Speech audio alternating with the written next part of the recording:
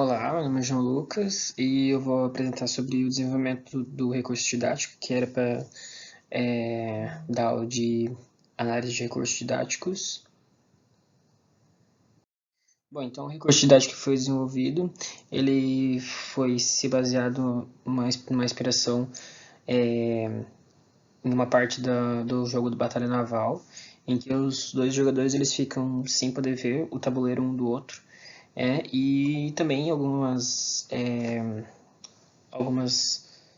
ações de jogos em equipe, como Torta na Cara, por conta do tempo e um pouco da competição em equipes, né? Então, como já foi dito, o jogo é competitivo, ele é feito em duas equipes, pode ser duas equipes ou mais, né? E ele vai ser o conteúdo de isomeria que ele vai estar falando, né? Vai ser utilizado. Então ele consiste em você separar a turma em algumas equipes, ou em duas equipes, ou algumas outras, pode ser três ou quatro, e colocar os jogadores em rodadas competindo, né, para montagem de isômeros das moléculas que aparecem nas cartelas, né. Então foi desenvolvido algumas cartelas de exemplo a seguir que vai ser mostrado, que seria apresentado para os dois competidores. Os dois competidores iam ficar de frente, né, com esse tabuleiro na frente, né, duas mesas, e teriam cada um kit molecular para desenvolver a molécula que se pede. Então, falando um pouco sobre os limitadores e potencialidades, né, do recurso didático desenvolvido, acreditamos que o primeiro limitador, assim, e acho que o maior dele, é que o recurso didático, esse recurso ele foi desenvolvido pensando em fazer uma forma de reforço do estudo, né, do reforço da aprendizagem. E daí acontece que seria mais indicado, né, você introduzir o recurso didático no final do assunto, por conta de você poder trazer algumas dificuldades, por não ser um recurso didático que desenvolve, de uma certa forma, o assunto como um todo, né? Então, é interessante você utilizar ele no final da explicação, ou pelo menos mais um pouco à frente assim, de uma explicação geral do assunto de isomeria, né?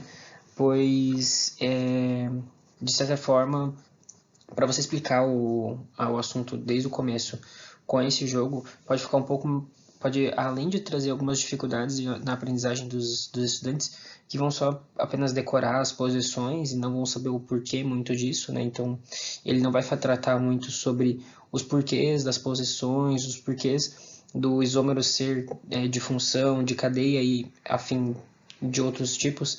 Ele não vai tratar muito bem esses assuntos, ele vai tratar mais o conteúdo como um geral e de conhecer mais, né, os isômeros e aonde ficam as posições, né, entender um pouco da nomenclatura, porque a nomenclatura vai aparecer nas cartelas.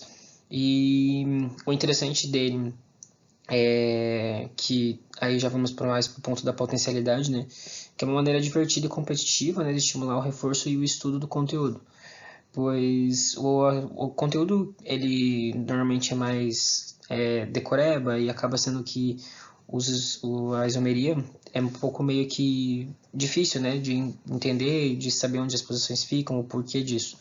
Então acaba que o jogo ele vai desenvolver um pouco mais de uma maneira mais descontraída, né, utilizando o fator da competição, né, como estímulo.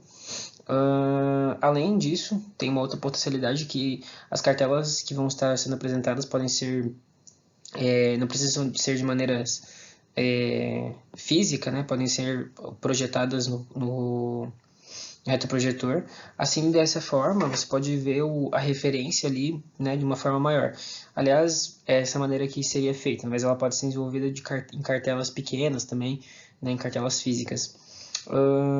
Nesse caso, a diferencial disso, né, é que você tem uma referência em que você tem que fazer um exemplo que é o contrário normalmente daquele que se pede, né? As cartelas, o exemplo de cartela vai aparecer no próximo slide, mas é mais ou menos como se você tivesse uma referência e você tivesse que fazer o outro, né? O seu oposto. Então, dessa forma, você não vai estar estudando só, né, o que você está construindo, e sim você vai estar vendo o outro isômero. Então, você já vai conhecer dois isômeros. Então o conteúdo ele vai ser meio que reforçado, né? Após você passar todo o conteúdo em sala de aula, utilizando outros recursos e outras maneiras de você passar o estudo e o conteúdo, né? Você tem o jogo como um potencial de fazer um reforço de uma maneira bem interessante e bem divertida. Bom, então aqui seriam os materiais do jogo, né, que seria feito em sala de aula, né, então os alunos iam sentar um de frente para o outro com sua mesa, né, e teria uma estrutura para tapar a frente deles, né, para eles não enxergarem a mesa um do outro, onde estaria o kit molecular de cada um para eles conseguirem construir a molécula que se pede.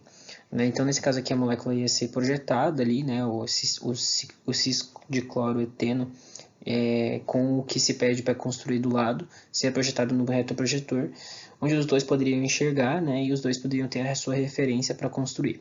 Após mostrar, né, a cartela que se pede o isômero, se acione um tempo, né, para que os alunos consigam construir as moléculas e o primeiro que acabar, né, ele acionaria o tempo novamente para pausar.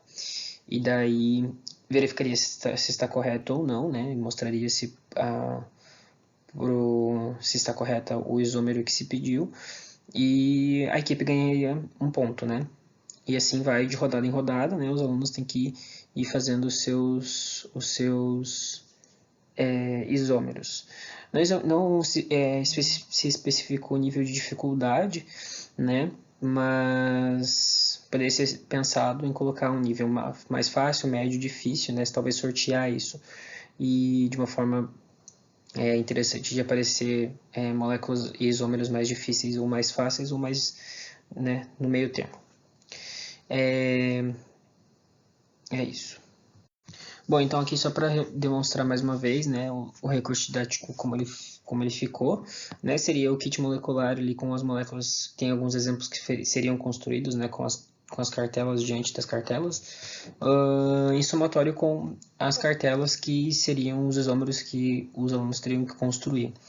É interessante as cartelas serem uma referência, né, de você conhecer os dois isômeros, e daí os alunos poderiam construir de uma forma a seguir uma referência, né, de um outro isômero.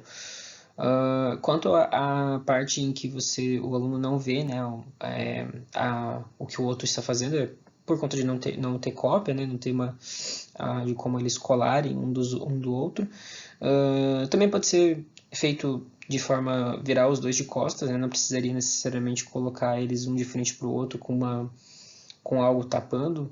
Se não houver a utilização de algo para você não enxergar a mesa do outro, pode ser colocado um de costa para o outro, que daí eles não vão poder colar também.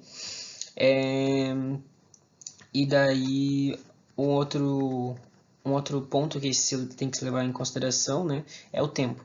Acho que o tempo pode ser variado, né, ele não precisa ser um tempo fixo para todos os isômeros, depende da dificuldade. Principalmente quando está se falando de alguns outros tipos de isomeria. Aqui foi apresentado isomeria geométrica, né, e óptica, mas outros tipos de isomeria que poderiam ser mais complicados de você pensar em como teria que construir o exemplo, pode ser dado mais tempo. Acho que fica um pouco a critério do professor diante da turma. Mas acho que em alguns exemplos mais fáceis, 1 minuto já é suficiente, né, para a construção. Nesses dois casos, exemplos que foram mostrados aqui, acho que 1 minuto já estava muito bom. Então esse seria o recurso didático, né, o jogo de isomeria de construir a sua molécula. E é isso. Obrigado e boa noite.